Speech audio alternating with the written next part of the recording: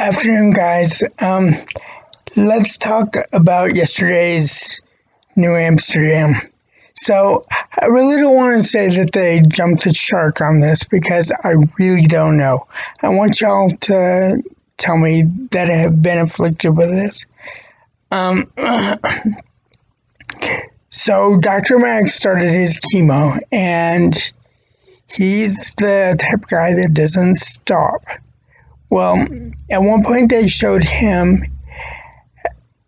going with another doctor talking, and he had his IV with him doing his chemo.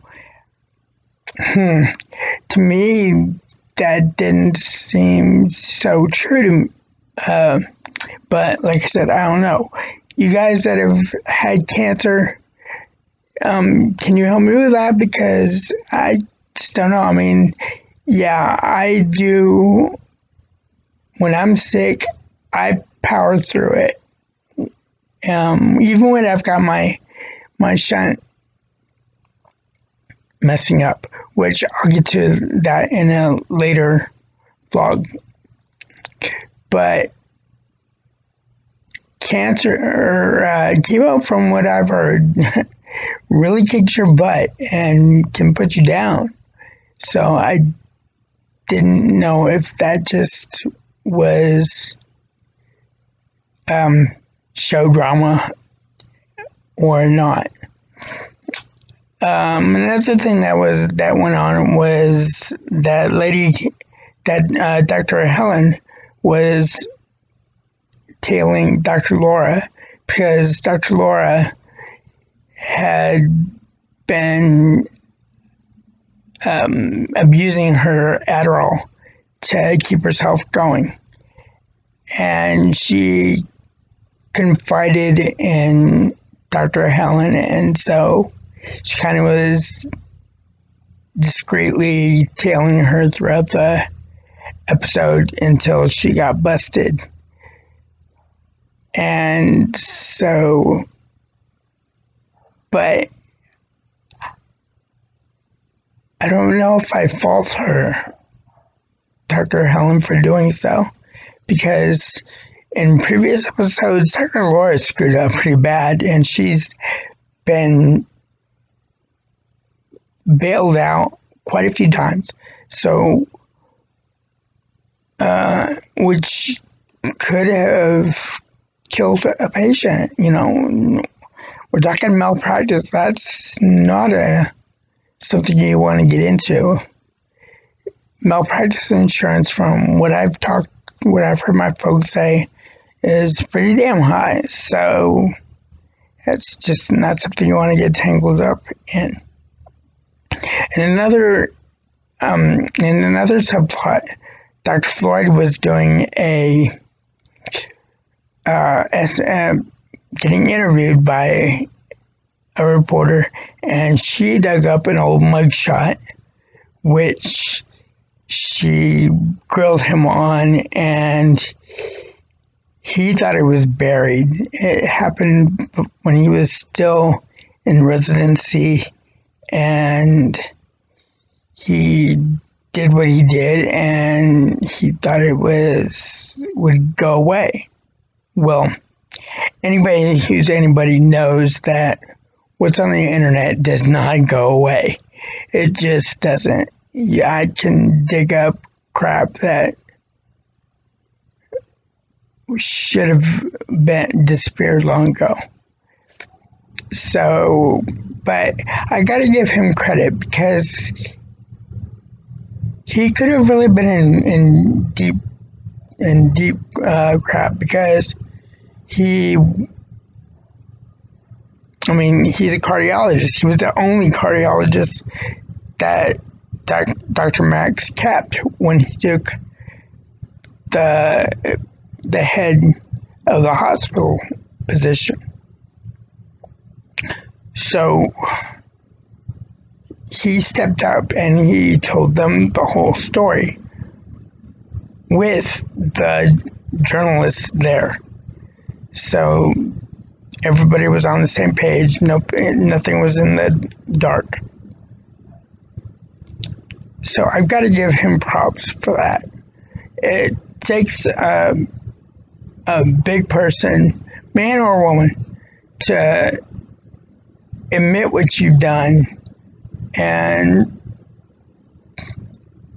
take the fallout that comes with it, because he could have lost his job and his livelihood, his license, and his reputation would have been shot to shit. Okay? So, and that rings true for the real world. I've done stuff that I'm not proud of. I've been in trouble with the law when, after Noe died, I was really rebellious. I think I've told you that, and morbidity is a bitch. So, and yes, I had to go through teen court. I spent my spring break cleaning handlebars at one of the old folks' homes, and I had to do not only community service, but I had to do jury duty and essentially hand down sentences to other kids that screwed up. Not to mention, I was a minor, so I had to tell my folks what I had done, which was embarrassing as hell. But I did it, and I'm not proud of it, but I'm not going to shy away from it for the reason of hopefully teaching other people what not to do with.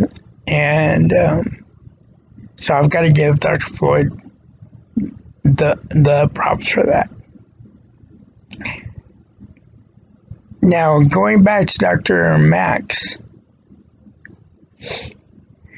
in previous episodes, he had said he did not want to be a patient, and I totally understand that. Nobody wants to be laid up in the hospital for whatever the reason. My track record for my shunt revisions is 3 days.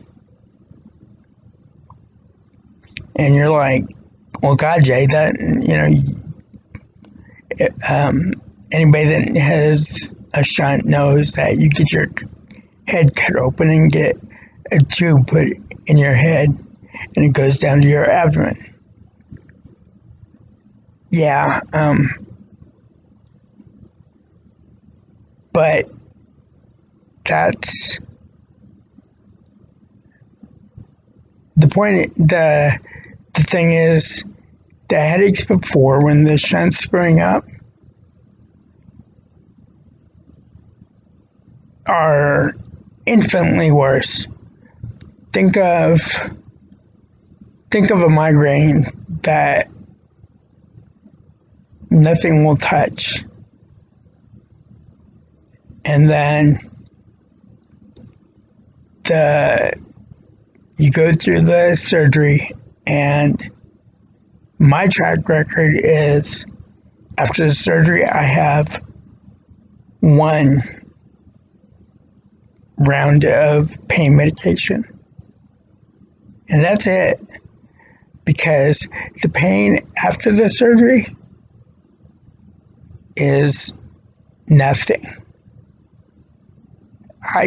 If I had my way, I'd be leaving and going back to work or doing whatever. That's the difference between the pain. So I completely can relate to Dr. Max. Now,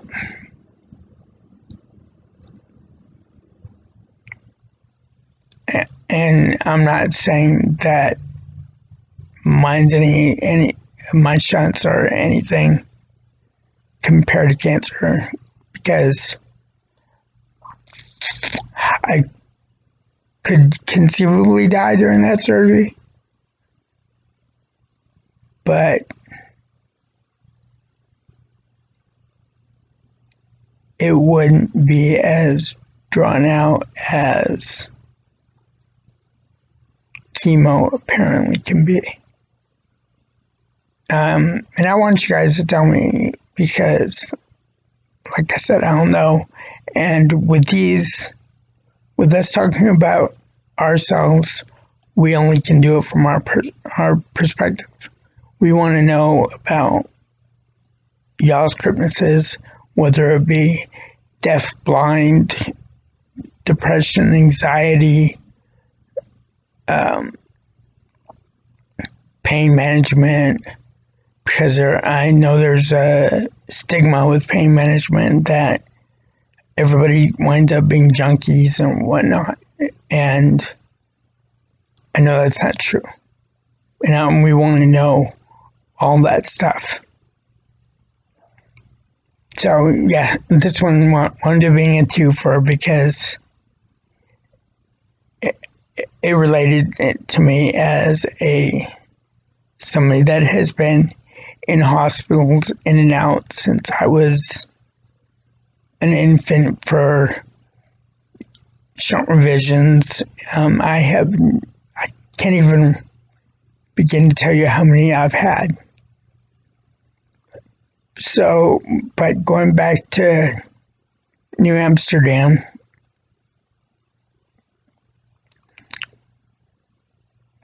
by the end of the episode, Dr. Max accepts that he needs to slow down and he needs to take time for himself, and he needs to be a patient. And he goes in with his little furry slippers and his bathrobe and his IV, and he goes in with all the other cancer patients. And they're playing cards, and they deal him in, and I believe they deal in another person who had died, but out of respect, they deal him in anyways. So he gets to see how the other side of the coin is. And he's already a very caring person, so I can see him being even that more caring when he gets done. And that's what I took away from the show. And I take that into my real life, because I can be jaded and I can be cynical, and I don't like that about myself. So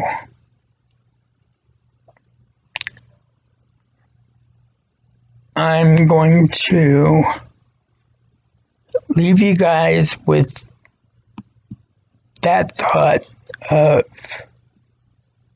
making myself better, to put myself in other people's shoes.